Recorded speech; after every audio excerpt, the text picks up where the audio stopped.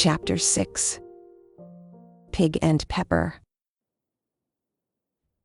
For a minute or two she stood looking at the house and wondering what to do next, when suddenly a footman in livery came running out of the wood.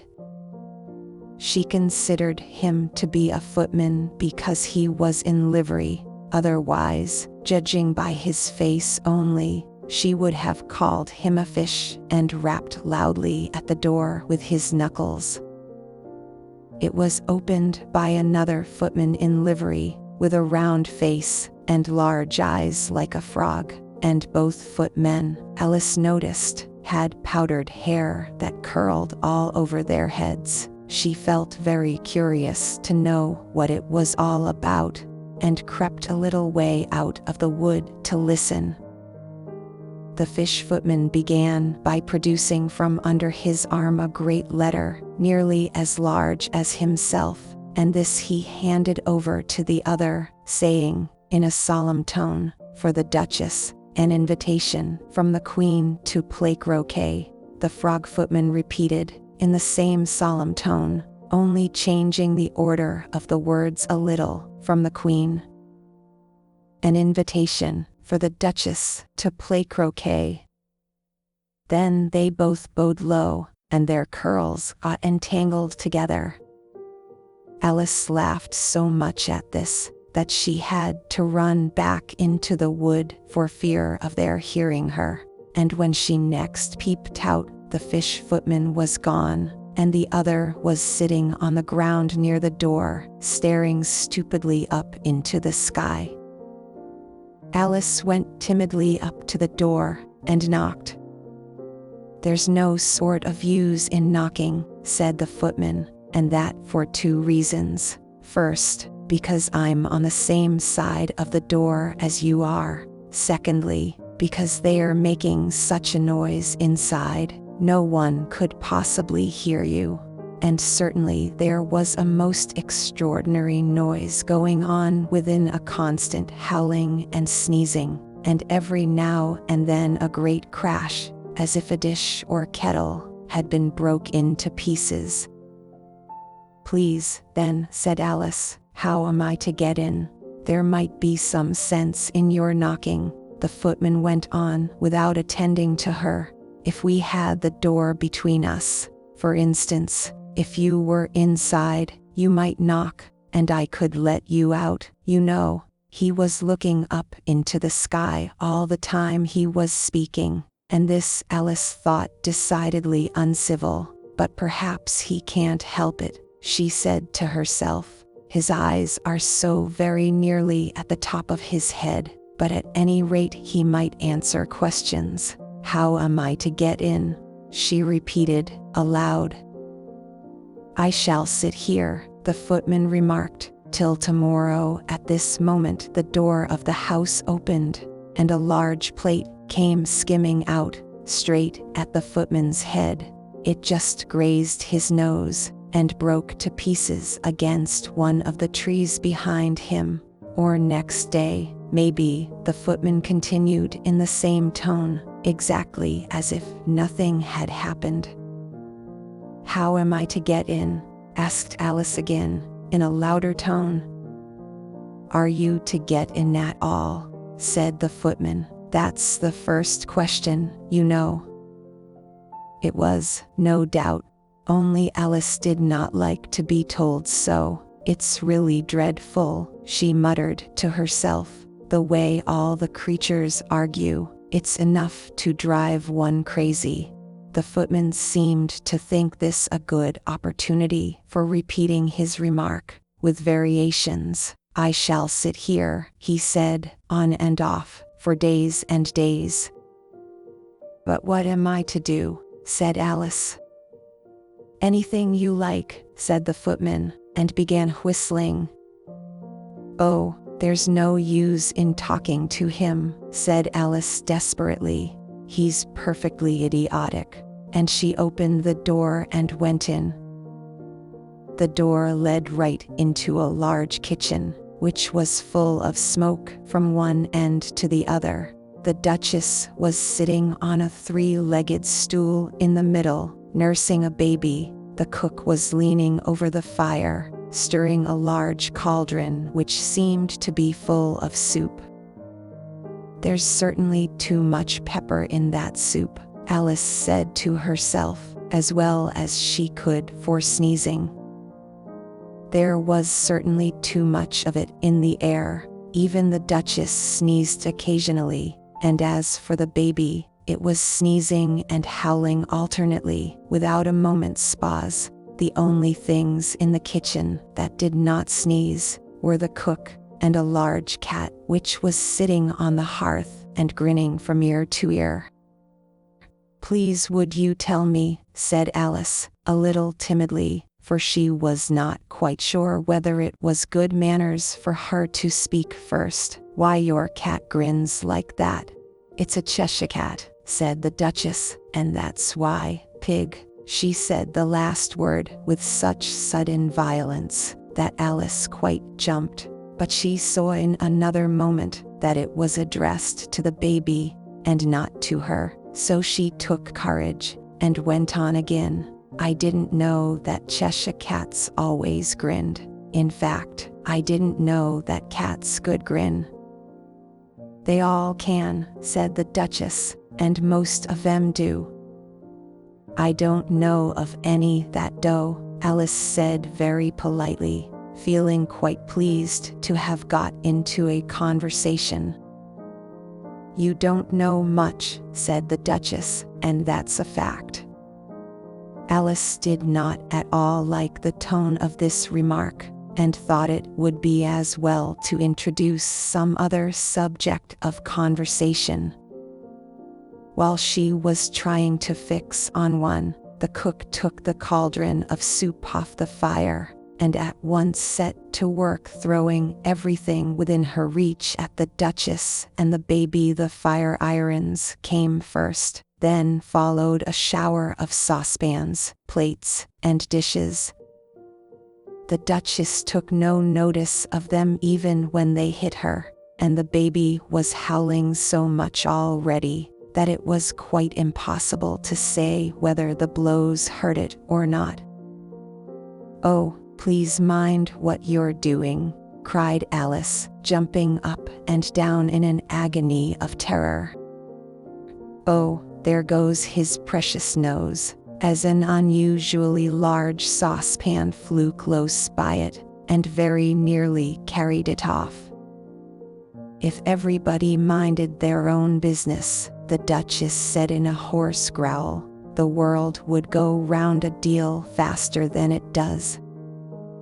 "Which would not be an advantage," said Alice, who felt very glad to get an opportunity of showing off a little of her knowledge. "Just think of what work it would make with the day and night. You see, the Earth takes 24 hours to turn round on its axis." "Talking of axes," said the Duchess, "chop off her head." Alice glanced rather anxiously at the cook to see if she meant to take the hint, but the cook was busily stirring the soup, and seemed not to be listening, so she went on again. 24 hours, I think, or is it 12? "Oh, don't bother me," said the Duchess. "I never could abide figures." And with that she began nursing her child again, singing a sort of lullaby to it as she did so, and giving it a violent shake at the end of every line. "Here, you may nurse it a bit, if you like," the Duchess said to Alice, flinging the baby at her as she spoke. "I must go and get ready to play croquet with the Queen," and she hurried out of the room. The cook threw a frying pan after her as she went out, but it just missed her. Alice caught the baby with some difficulty, as it was a queer-shaped little creature, and held out its arms and legs in all directions, just like a starfish, thought Alice. The poor little thing was snorting like a steam engine when she caught it, and kept doubling itself up and straightening itself out again, so that all together, for the first minute or two, it was as much as she could do to hold it. as soon as she had made out the proper way of nursing it, which was to twist it up into a sort of knot, and then keep tight hold of its right ear and left foot, so as to prevent its undoing itself. She carried it out into the open air. "If I don't take this child away with me," thought Alice, "they are sure to kill it in a day or two. Wouldn't it be murder to leave it behind?" She said the last words out loud, and the little thing grunted in reply. It had left off sneezing by this time.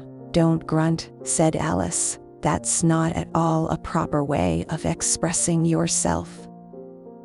The baby grunted again, and Alice looked very anxiously into its face to see what was the matter with it. There could be no doubt that it had a very turnip nose, much more like a snout than a real nose. Also, its eyes were getting extremely small for a baby. Altogether, Alice did not like the look of the thing at all, but perhaps it was only sobbing, she thought, and looked into its eyes again to see if there were any tears.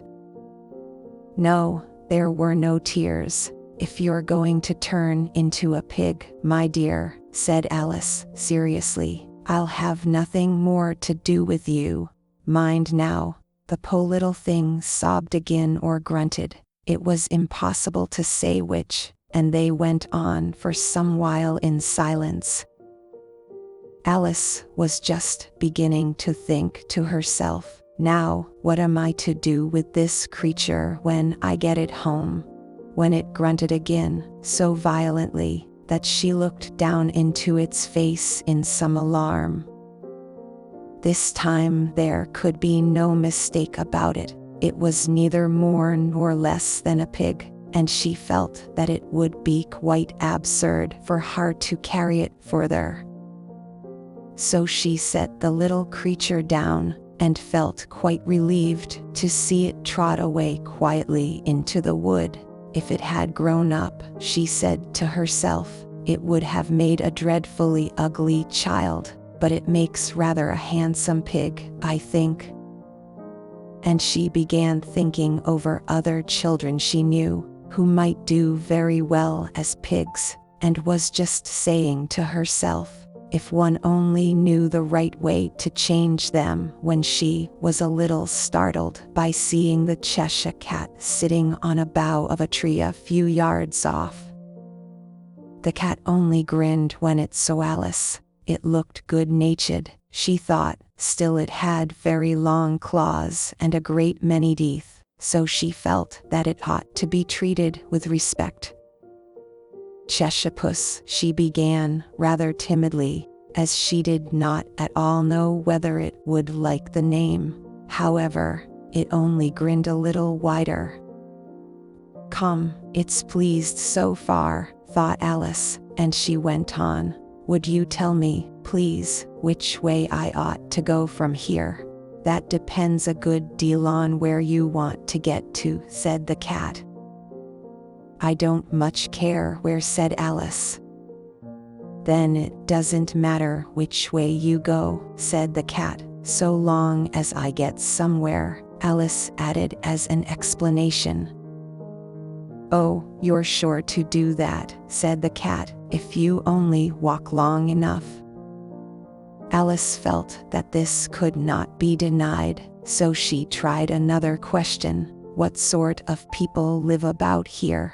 In that direction, the cat said, waving its right paw round, lives a hatter, and in that direction, waving the other paw, lives a March hare. Visit either you like, they are both mad.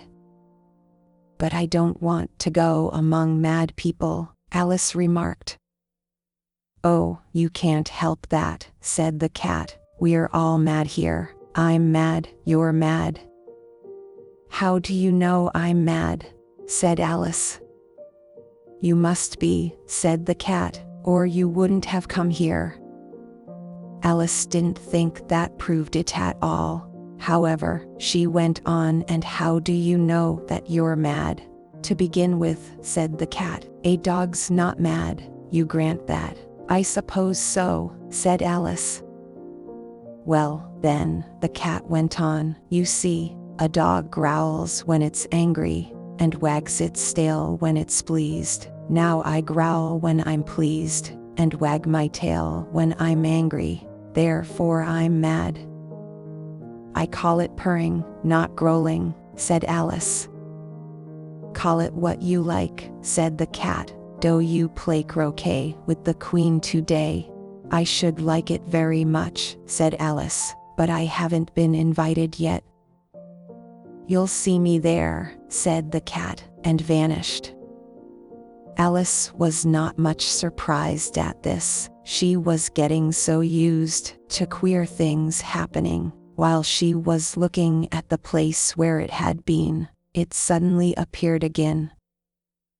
Bye-bye, what became of the baby? Said the cat. I'd nearly forgotten to ask. It turned into a pig, Alice quietly said, just as if it had come back in a natural way. I thought it would, said the cat, and vanished again. Alice waited a little, half expecting to see it again, but it did not appear, and after a minute or two she walked on in the direction in which the March Hare was said to live. I've seen hatters before, she said to herself.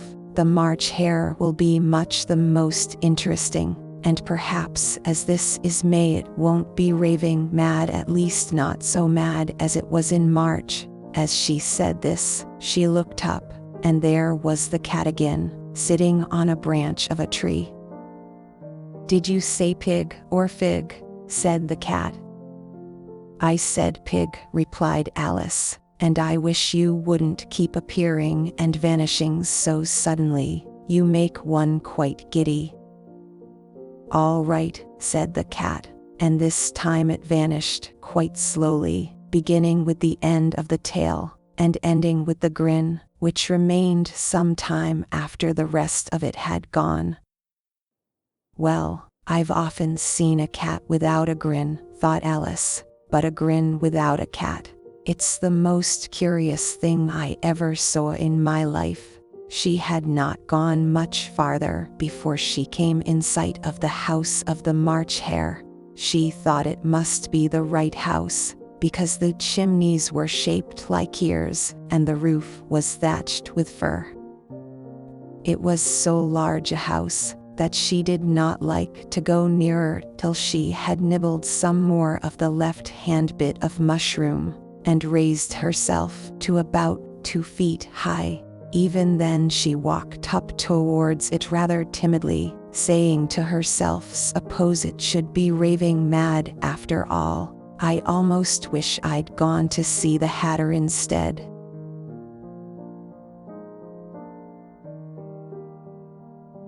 Please join us again for Chapter 7. Good night.